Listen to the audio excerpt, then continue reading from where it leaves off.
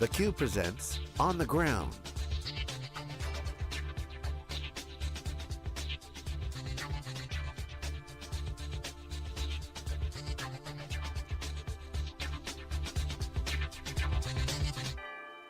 Hey, Jeffrick here with theCUBE. We are on the ground at the Anita Borg Women of Vision Awards 2016. Happy to be back for our second year. And we have one of the award winners with us right now, Michele, Guel, the Leadership Award winner. Congratulations, Michele. Thank you very much. I'm very excited and honored to be here. Awesome. So you have a long and distinguished career. You're a distinguished engineer at Cisco. You're also the Chief Security Architect, which is a very hot place to be these days, an advisor and evangelist. So you've been at it a long time. Here you're the award winner. Give us a little perspective of how tech and women and the acceptance of women in engineering roles has changed. What do you see from kind of where you sit? Yeah, so I actually, there's been a vast change, and it's very exciting to see.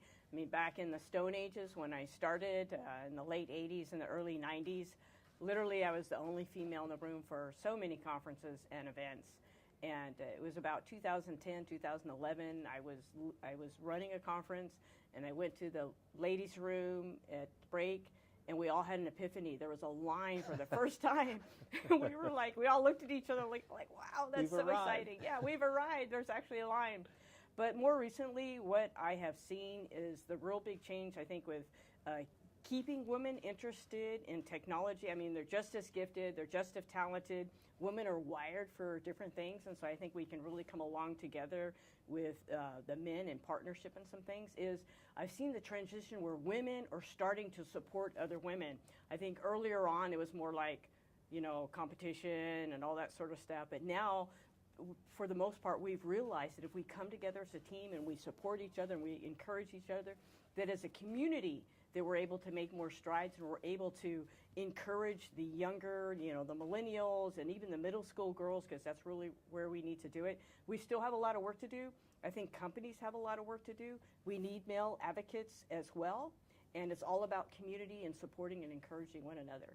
So obviously Anita Borg, a tremendous kind of organization, and the Grace Hopper celebration, a phenomenal event to really help that kind of encouragement and to feel part of something bigger than just yourself. Yeah, that's what's so awesome about this organization and this particular Gala Awards.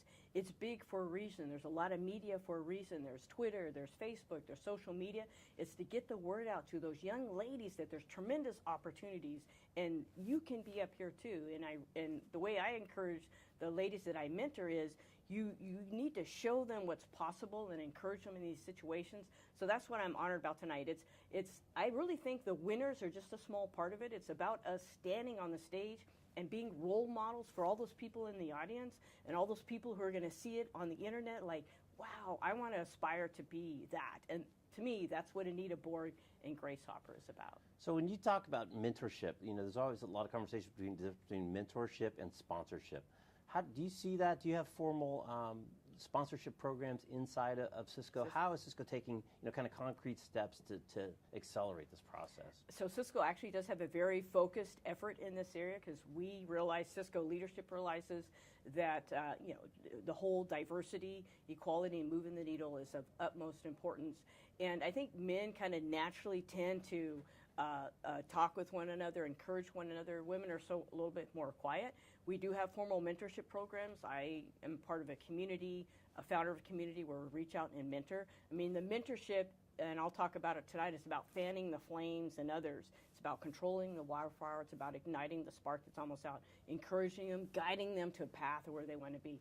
Sponsorship is that you're really dedicated, that you're going to take a person who's ready for the next level, and you're going to sponsor them, give them visibility opportunities, let them meet other people, leaders, to really get them up the ladder. And we need both. We can't just have a lot of mentorship and no sponsorship. We need an equal balance of both, and Cisco has established programs. They have a whole inclusion and collaboration focus. We have a chief inclusion and collaboration officer, and even within the security and trust organization, it's kind of cool because within the last couple years, most of the new hires have been women. So we go in there in the area where I work, it's called the fishbowl. It's like 50-50, and that's really awesome to see. And what's the biggest challenge that the women have that you're helping them with? Is it they just don't feel that they've got the support? Is it kind of a glass ceiling situation? Where is it that you're kind of helping them break through Because sometimes we hear it's a pipeline problem, it's a retention problem. Kind of where's the problem that you can address through things like the formal mentorship program? I think it's almost all of the above. Some people, it's about having confidence and boldness to really speak out and know how to have that voice. And that's just not born within somebody. I think you have to really develop that. And just 2 weeks ago at our community, we had a very well-known person come in and speak about confidence. So that's one aspect of it. Another aspect is just community. If you're one of a few females in an area, it's kind of really harder to have that voice, especially if you're early career millennial. Well, maybe not millennials, they tend to be bold, but you get some people that are quiet. Like, for example, when I went to the first DEIT all hands meeting after our promotion, I was 1 girl and 12 guys. And so to have a voice in that kind of environment, or even go to the bigger, you kind of need community to do that. And the third aspect is there's a lot of professional development. They have other women's network community. They have women in science and engineering. They have Cisco Connected Women, many platforms for women to come together, learn professional development, skills and capabilities, network with other women, and also learn technical topics.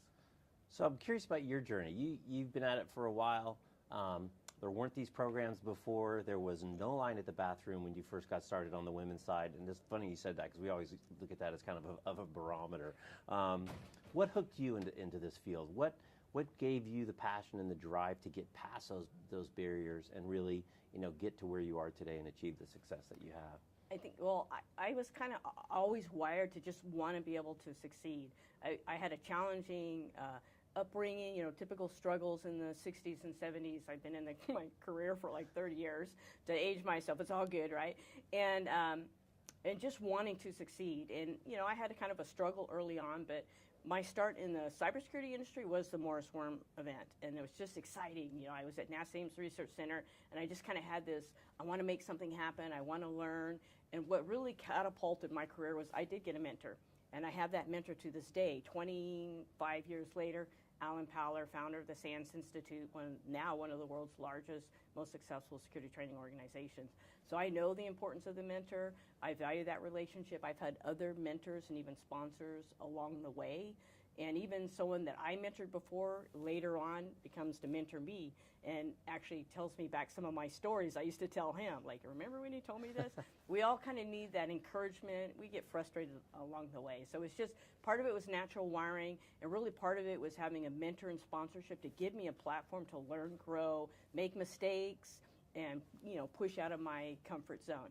Michele, I'm going to give you the last word for the people that aren't on your mentorship program and are not at Cisco and are not going to make the speech tonight. Just real short, what do you tell young women or old girls, kind of on that transition between high school and college and early career? What's your kind of short tip of encouragement?